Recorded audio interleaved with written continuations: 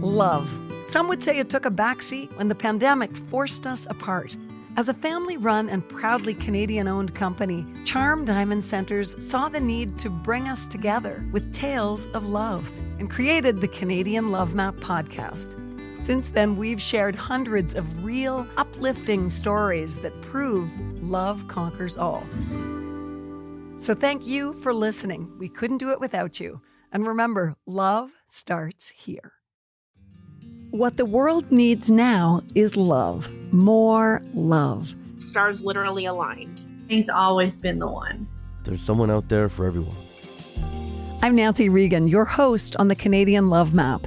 We are on a journey to uncover and share love stories of all kinds. He's never forgotten to bring me flowers.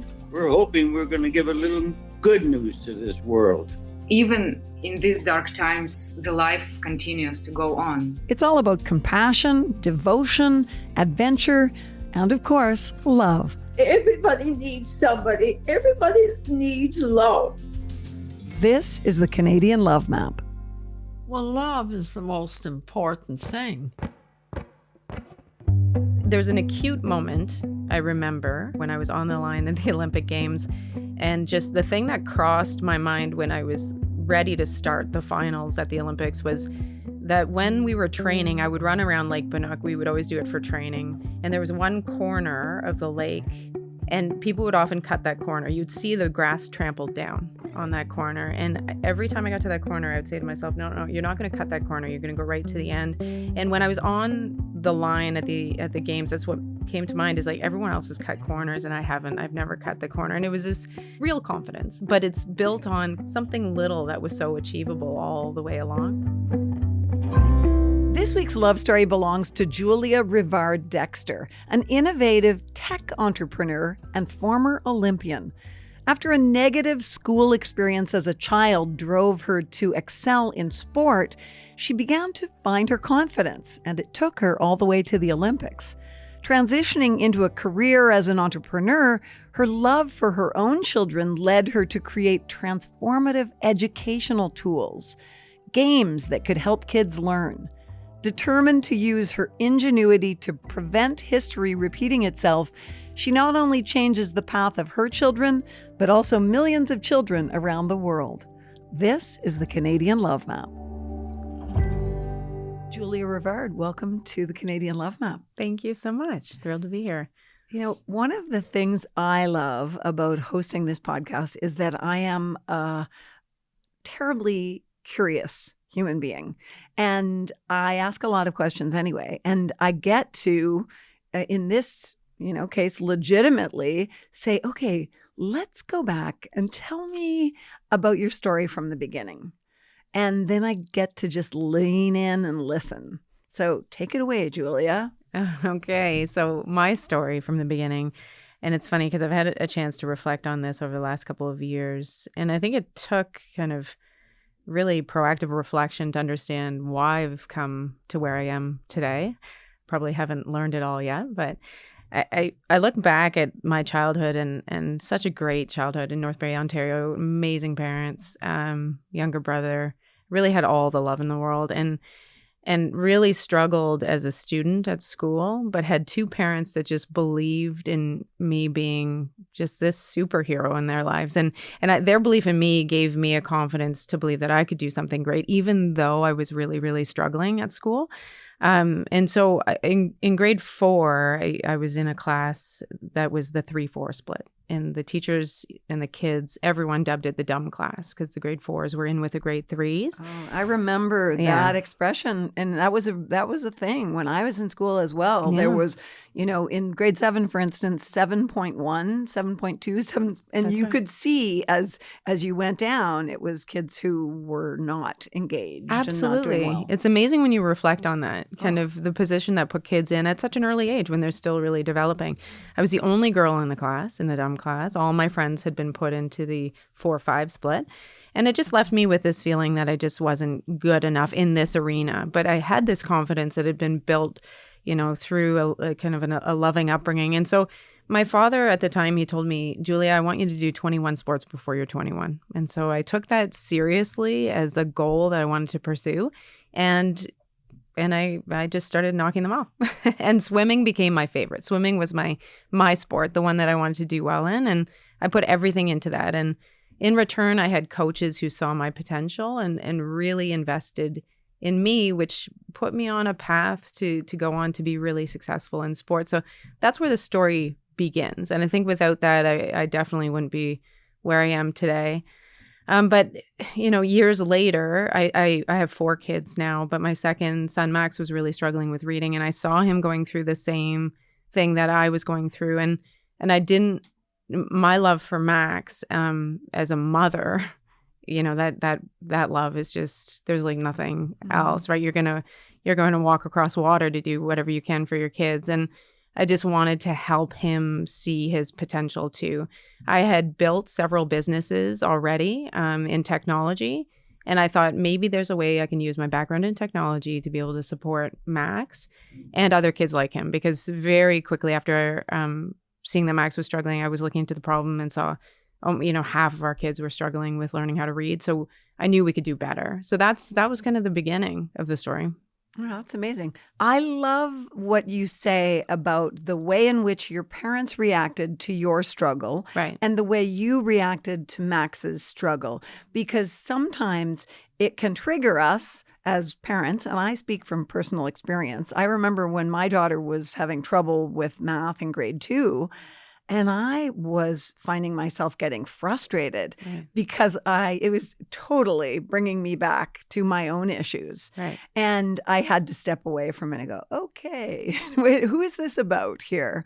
And we have some learning challenges in my family. And so I'm fascinated to know how you went from there and what you created for Max that ended up being, so essential and so amazingly helpful to so many other kids. Yeah. But first, I want to know, what was it you loved about swimming?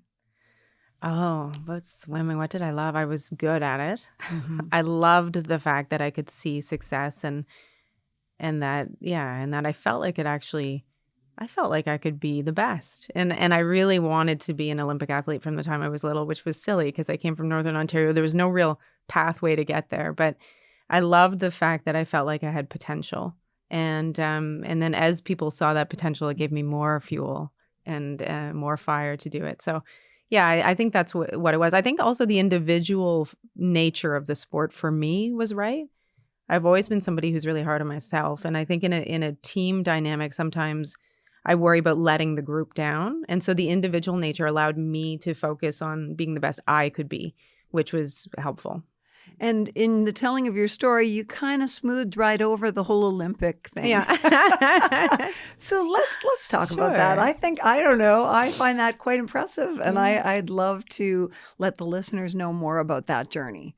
How did that evolve from finding swimming to realizing that you were really good, seeing good success, and then hello, Olympics? Yeah, and I wish it was that easy.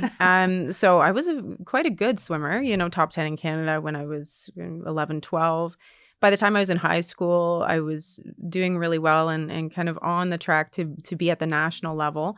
But I was in a ski accident and I broke my back, actually, and that put me out for several months.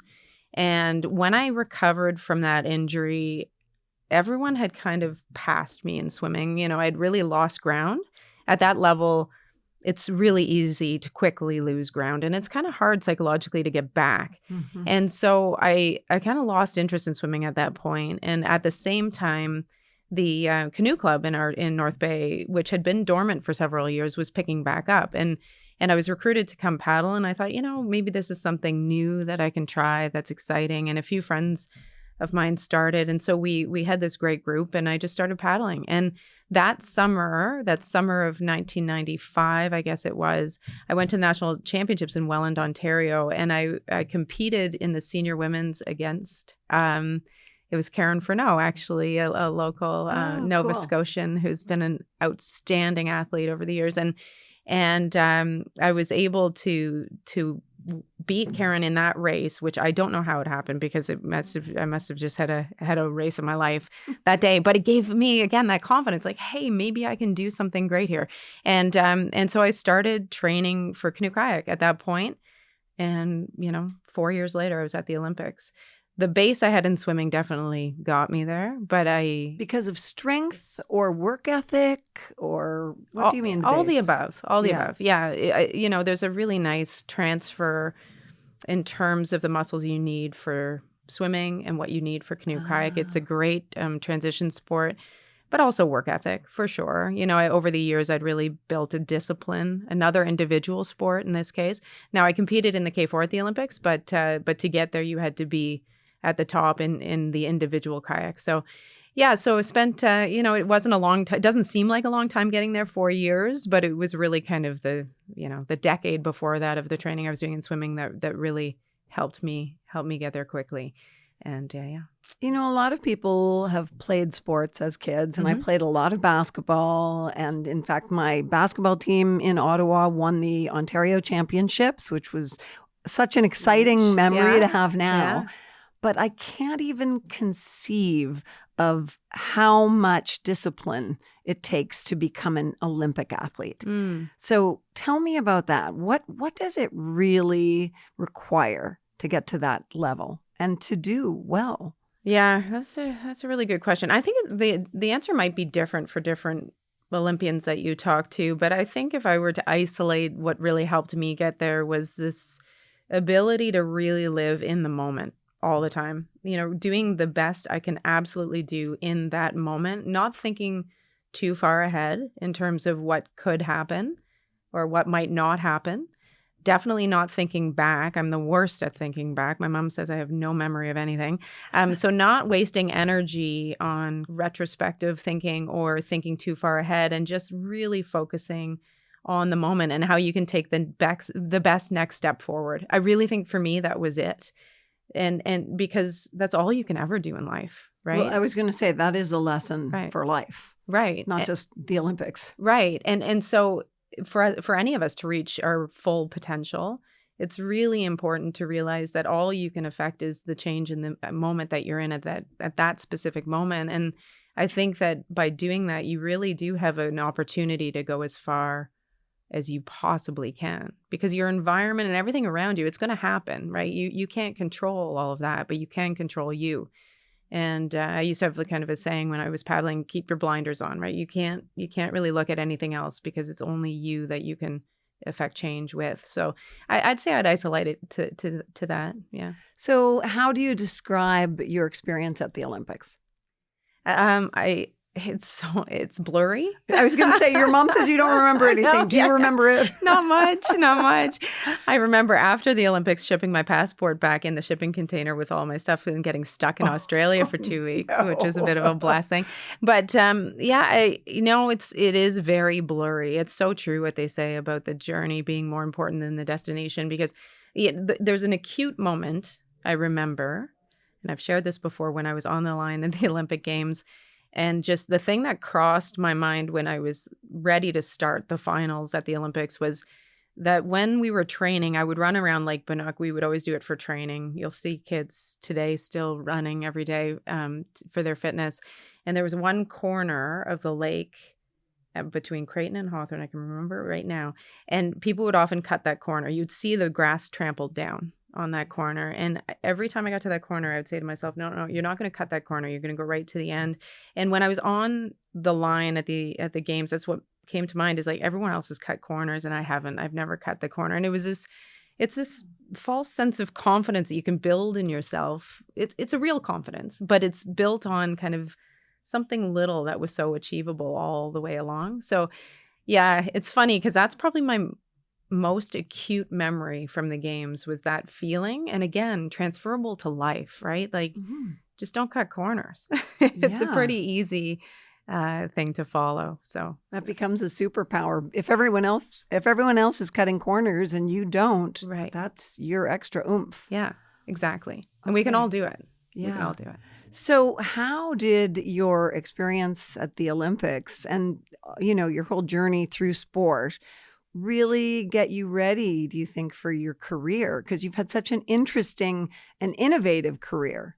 Yeah, I think, it's mentally challenging training at that level for years. And I think running a business and starting businesses and the ups and downs of business, it's mentally challenging.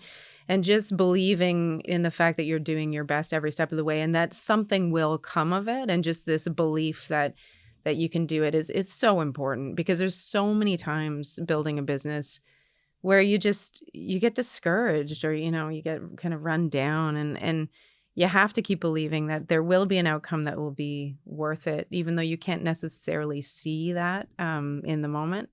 So I think that really, really helped. I think the other thing is just understanding how important it is to build teams around you who are focused on the same vision you have, right? So I had coaches, we had mental trainers, we had teammates, and we were all focused on achieving this big vision, which was achieving at the Olympic Games. And in business, it's never just about you. It's always about the team of people who have a very, very specific shared vision that's aligned. And the Olympics was easy because it's so specific, and you can identify what you need to do to get there. In business, it's always a little bit more difficult, especially innovative businesses that I've been a part of, because you can't see the finish line always. And so the goal's always moving. It's always moving, and sometimes it's behind a bit of a cloud, and you can't see, exactly how you're going to get there. So you just have to trust. You really have to have faith that these steps that you're taking are going to get you there, or somewhere. Yeah. Even if it's not where you think you're going, you're going to go somewhere. And ultimately, you have to have a faith that it's going to be something you're proud of doing. Yep. So when you came home from the Olympics, conquering hero, you've done this. Did you get right into business? Was it an easy transition? No, I didn't.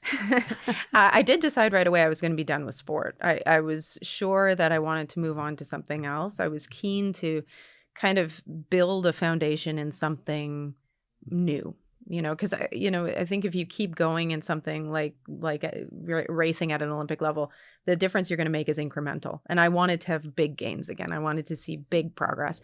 And so I went. Which says a lot. Sorry to interrupt, but that says a lot about you as a person as well, because I think a lot of people's tendency would be to want to cling to that glory. Sure. If you define yourself by that and you let that really, nestle into your ego, there is a great temptation to keep doing it because that defines you. But it's the sign of someone really confident who says, okay, I did that. Now what can I do?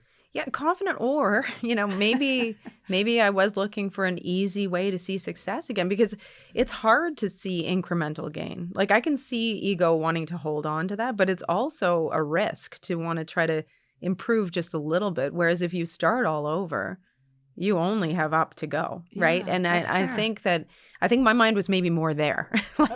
Let me start with something that I'm passionate about, but that I'm really not very good at, because I know I can improve. I know I can put these skills towards something else. So went back to school to NASCAD, which I absolutely love, the Nova Scotia College of Art and Design. And I started in painting, and I wasn't a very good painter. So I got into... That's subjective.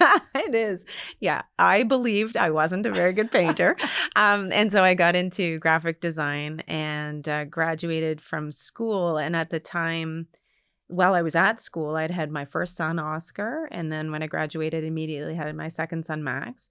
And I needed to get a job. And that was extremely hard. I really applied to every creative agency I could, and no one would hire me. I just wasn't seen as having enough kind of work experience, the specific skills. And so that was a really rough time for me, just I knew I wanted to do something great again. I just couldn't figure out how to get my foot in the door. And also, I'm sure hard as a successful person to be experiencing that lack of success and convincing someone to hire you. Like, hello, I'm an Olympian. It's the same feeling I had in grade 4 with my teachers who didn't see my potential because I wasn't doing well at school. It was like, please see me. Just give me a chance, I feel like we all have those moments where it's like, I really have something special. Just give me a chance. And it takes people that will give you a chance to to be able to get there. And that's what happened for me. I was at one of those kind of sports celebrity dinner things, and I met a man. His name's Dr. Ken Rockwood, and we got chatting, and he asked me what I was doing, and I said, well, I'm running my own business, which wasn't true. Like, I just had to make something up. And he actually hired me that night to do work for him, and he was my first client. And so when I think about my journey in business and entrepreneurship, it was not planned. It was kind of out of necessity, something I fell into, and I really credit people along the way like Ken, who just gave me a shot. We couldn't share the great stories that we do here on the Canadian Love Map podcast without the amazing support of Charm Diamond Centres. They are Canada's largest family-owned jeweler, and they're proud to be putting love on the map. The folks at Charm Diamond Centres are thrilled to be a part of your love story. So visit charmdiamondcenters.com or one of your local stores. Love starts here. Well, and it's interesting, for context for listeners from across the country and beyond, I want to say that Ken was not just some guy at that event. Dr. Ken Rockwood is a geriatrician with a worldwide reputation. He is a brilliant physician and human. He's really amazing. And obviously, he saw something in you. He's first class, and he's done amazing things, focused on excellence, and he's been respected for it. But he's also somebody who will put his hand out and pull somebody up. He's always looking to find ways to help pull people up. And he did that for me that night. And we worked together for years and stayed in touch for years after that. And I just have so much time for Ken and what he did for me, because he had no clue what he was doing for me that night. And it really made a huge difference. But anyway, that was a kickoff to my business career. And it started as a graphic designer. Okay. And so where did it grow from there?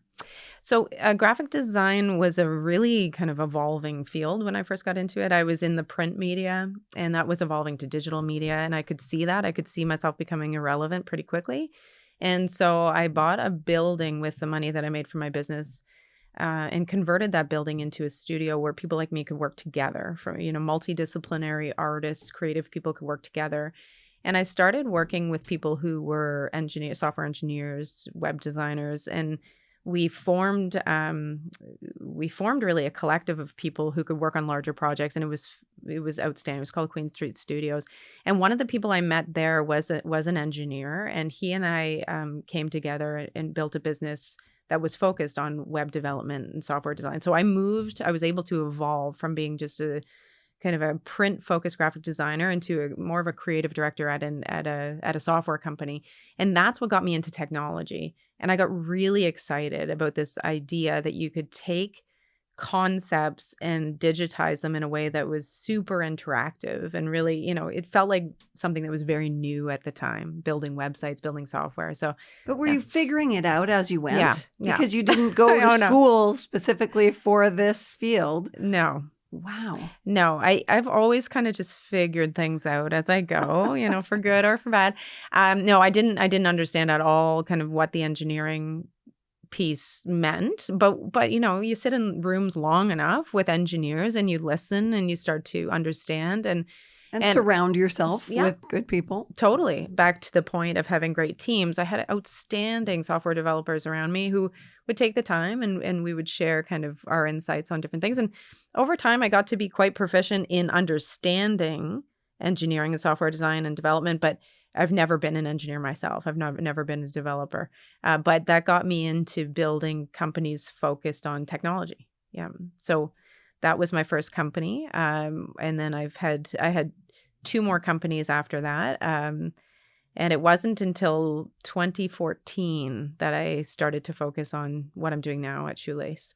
And is that looping us back to Max? That loops us back to Max. Yeah. So there's the love connection. Yeah. Yeah. Well, in 2014, I just sold a business. I had some time on my hands and I wanted to support Max because his teacher had come to me and told me he was a very low reader and not super confident about his chances. She kind of didn't see his potential either. And I knew he was capable. So I wanted to understand what's going on. He was sent to a psychologist for diagnosis. At the time, that took 12 months to get a grade 4 student in. Wow. And for me, or you could pay $1,000 to Yeah. get them in for a private assessment. And that really bothered me because we paid for the assessment, but I knew there's so many families that couldn't. And if you Right. leave a kid at grade 4 for a year in a position where they can't read, you are just killing their confidence and their ability to succeed. It wasn't right. Like, we had to do better by our kids.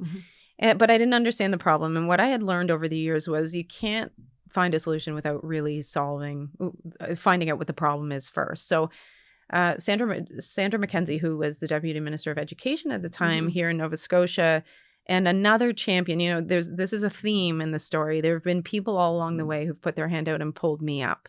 And I visited Sandra in her office and I said, I want to tackle this problem. I have a background in technology, not sure what the outcome's going to be yet, but would you let me shadow teachers in the classroom?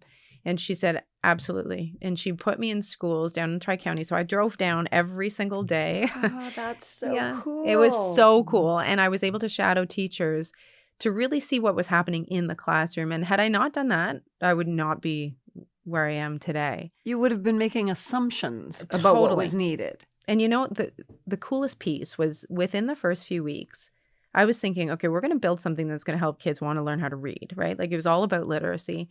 But in the first couple of weeks, I was in grade 1 and 2 classrooms, and I was seeing teachers use technology with kids where kids would have to log into their accounts. You try to get a grade 1 logging in with a complex login system.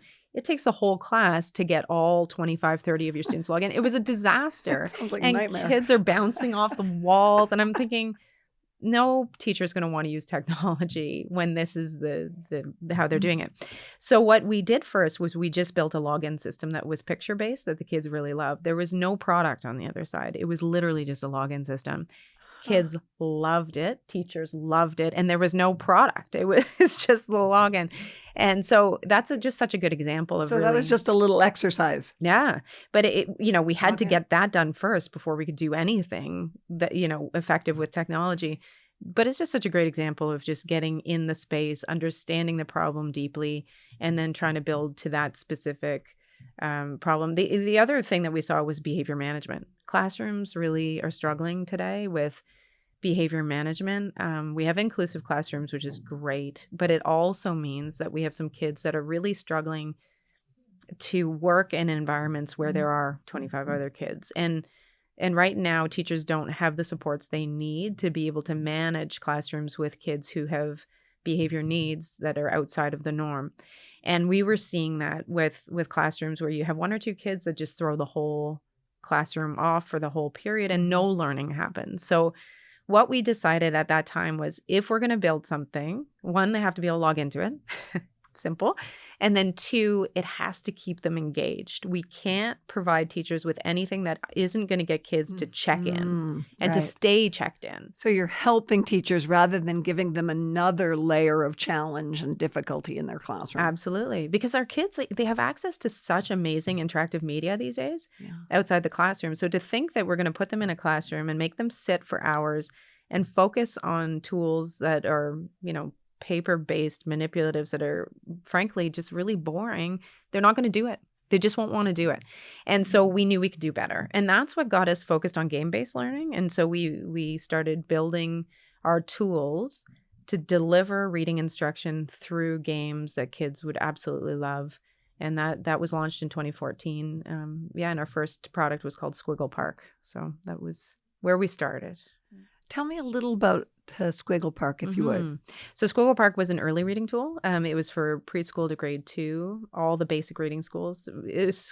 Over the last couple of years, this idea of science of reading has come back into favor in curriculum. It's this idea of rigor around letter sounds, letter names, phonemes, phonemic awareness, so that kids can actually decode words properly. So for a while, we went into a reading approach that was just give kids lots of books and they'll read, which is great for kids who can pick up reading easily, not good for those who struggle. They really need the rigor of developing these skills. And that's what Squiggle Park did.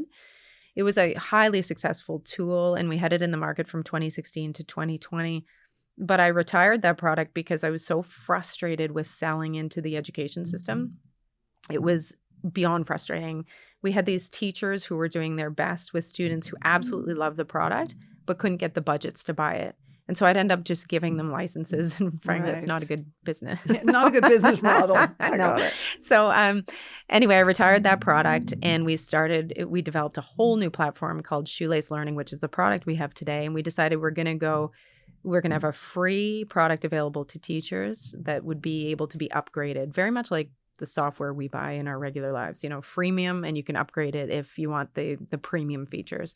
And that proved to be hugely successful. We got to about 2 million users in 2 years, and now we've had over 7 million users on the platform. And it's focused on later reading skills, so kids in grades 3 to 8, and it focuses on comprehension. So everything from basic understanding characters and settings up to skills that kids really need today. And when you look at reading scores right now, 70% of kids are below basic in the United States on these higher level comprehension skills. So we've got 70 below basic. It's not even below Wow. proficient. And so we're really struggling in this area. And so there's a real window for Shoelace right now to support kids in a way that's super, super engaging. So we help teachers by delivering really effective reading curriculum through games that they love to play. So they play the games, and they are introduced to their curriculum as they play.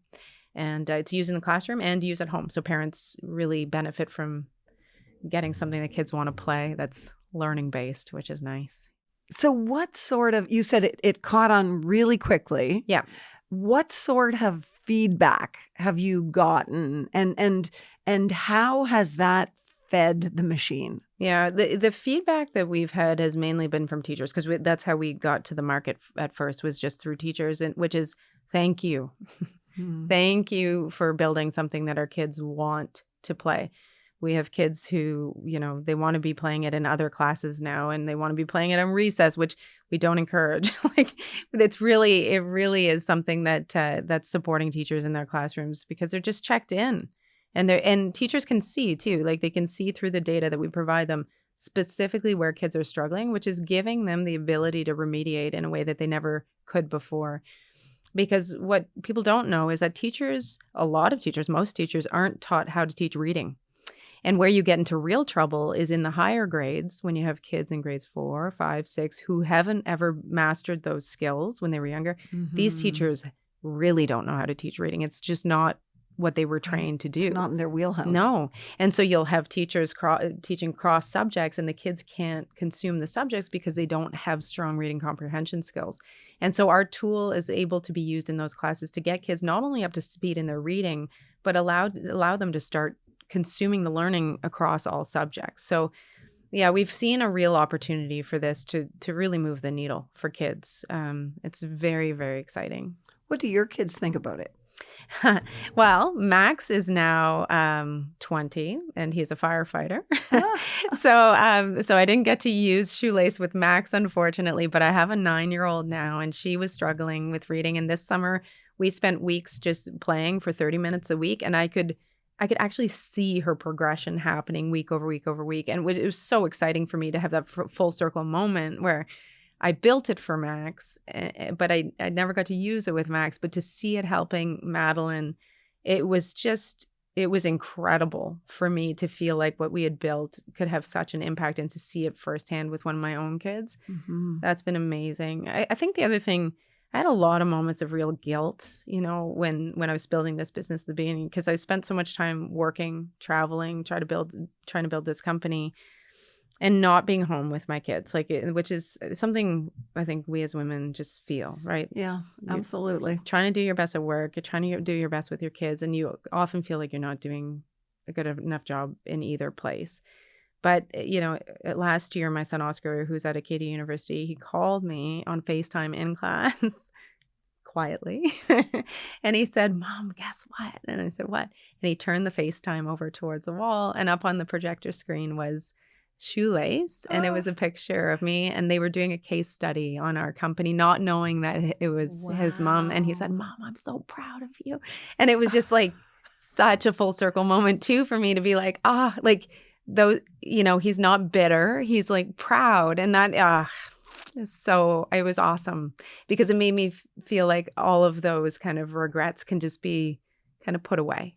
because you realize that you were modeling. Yeah. You might not have been putting plates on the table during that time, but you modeled something really important for them. And I'm sure you gave them tons of confidence. So you see that with your own kids. And then when you think on a grander scale about the difference you're making in the world, how does that sit with you? That is it's a really important thing to slow down and think about sometimes. Because, in the day-to-day, when you're in the weeds, you're not always thinking about the impact you're having. But it's really important, I think, especially in those hard moments, like when you're really struggling with something specific, to just pick your head up and just take a deep breath and realize there are millions of kids who've been helped with Shoelace. There are hundreds of thousands of teachers and parents who've been helped with Shoelace, and that's why we do it ultimately. I was talking about the journey versus the destination in the Olympics. I have to realize that I'm in it, this journey, and we're doing it. And I don't know what the destination is. We never know because it's not in our control, right? It could be, a great exit at some point, or it could be something else. And you just don't know. So it's really important. I feel like I should have the wisdom at this point to realize that this is what it is all about.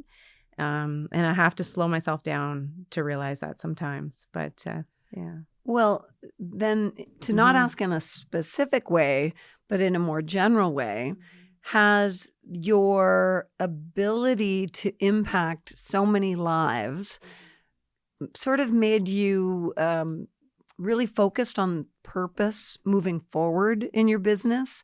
Is it necessarily that whatever you do next, is it necessarily going to be that intersection of making money and helping people? Absolutely. Because I don't think, there's been times that are extremely low times in building business. We all have them for every entrepreneur out there. And if there wasn't that purpose piece, if there wasn't that impact piece, there would be very little that would keep me going, and being able to affect change, to have real impact in a way that is changing people's lives it's so motivating. It's more motivating than any kind of financial outcome for me personally. So yeah, to me, it makes me work harder. It makes me do better. And I need to have purpose in what I'm doing to work as hard as I do to keep pushing further. So that's my definition of love in action. And I want to wrap up by asking you, what is love to you? What's your definition of love? Oh, that's a great question. I think love for me it's so deep. It's something that absolutely drives you. It drives you because you care so deeply, right? Love to me makes me be a better person because I want to show up for those I love and those who I can make a difference for. Yeah, I've been very lucky to have very loving relationships in my life, and they've made me into a much better person because I want to show up for those people. And in business, I want to show up for the people who we're helping, and that makes me a better person. So I guess you're right. I guess this is a definition of love in business that I hadn't really thought about. But I feel very lucky in love. Mic drop. Thank you so much for joining me today. I really loved our conversation. Thank you. Me too. Thanks so much for listening to the Canadian Love Map.